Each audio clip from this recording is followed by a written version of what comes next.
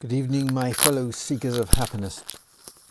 So the last couple of episodes have dealt with silencing your inner critic. And yesterday we looked at the fact that if you've made your list, I hope you have in the last 24 hours, made your list of things that you have achieved, no matter how small: learning to ride a bicycle, passing your driving test, learning how to boil an egg to perfection, learning how to make toast. All the you had to learn. There's dexterity involved. Learning the alphabet, learning how to read and write. These were big things when you were a kid, and you did it. Write them all down. You'll have a big list, and then when you hear that inner voice saying negative things to you, you can say, I've got this list. You don't know what you're talking about. And you just sit on your backside and you criticize. And that's easy. I've done hard stuff, so just give me a break. Are you prepared to back me up rather than doing what you're doing now, which is getting in my way and potentially harming me? And you're not supposed to harm me, are you? And as I promise, your inner voice will be quiet and you can give it something positive to do. Okay, so the next stage in silencing your inner critic is to realize that there's more than one. This is from hypnotherapy, and I'm a trained, qualified hypnotherapist. I did it for a small while before I went off teaching in Korea. And it's going to sound a bit strange, but basically that little inner critic, are we allowed to say schizophrenic still? Split personality. Okay, there was that film Split 23 or whatever. And then Glass. So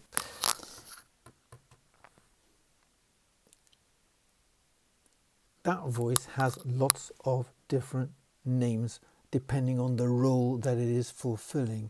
So there's sarcasm, and there's scared. It'll try and make you scared.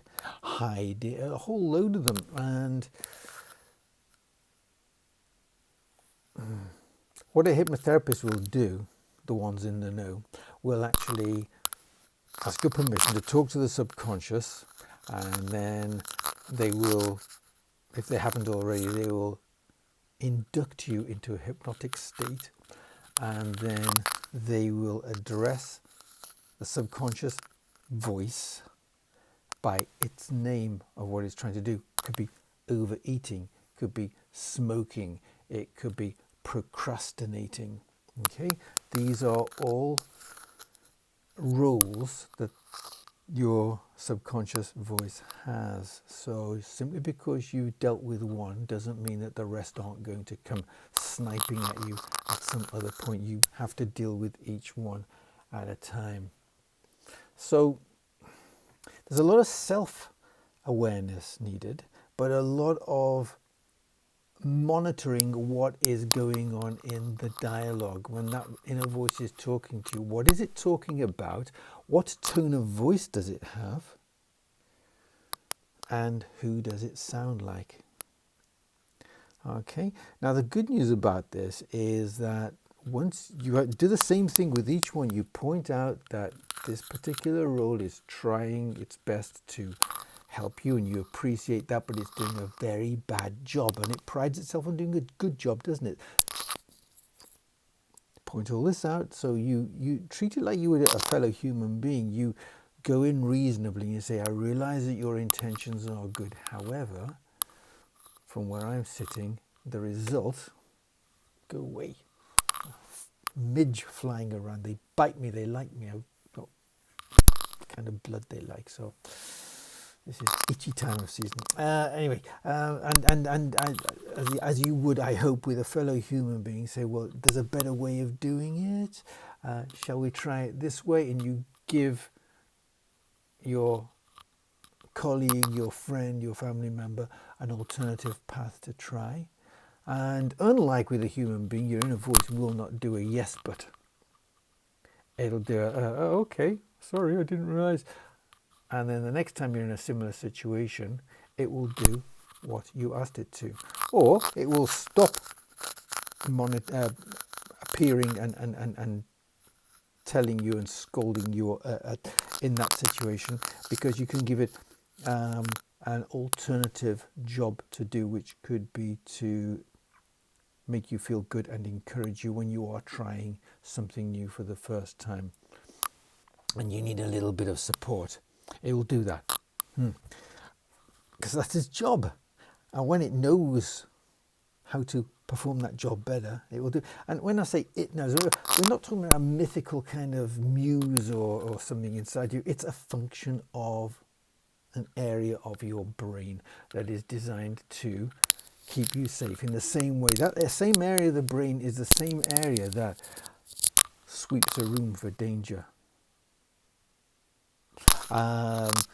sweeps the street for danger, is on the lookout for the sound of cars coming so that you won't step into the road. And it's the same area. That's its job.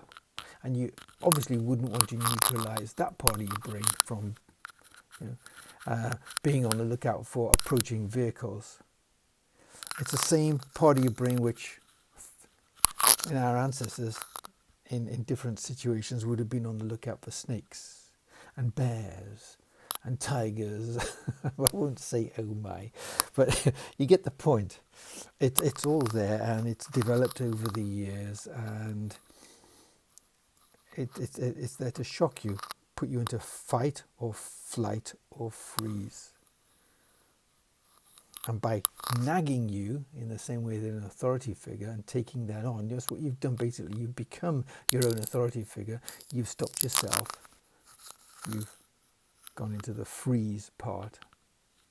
Fight, flight, freeze, yeah. Possibly fight as well if your reaction is to get angry. But you've frozen. And procrastination is part of the freeze reflex. Okay, so there's more to this, and we'll continue tomorrow, because I don't want to go over 8 minutes, because otherwise YouTube will just shove some adverts in here and it'll be annoying. And I hate the adverts, I really, really do. I don't mind them at the beginning, don't mind them at the end, but in the middle, that's annoying. And that does get my into not flight mode and not freeze mode. And so we'll bid you good night with the like and subscribe-y stuff. Bye now.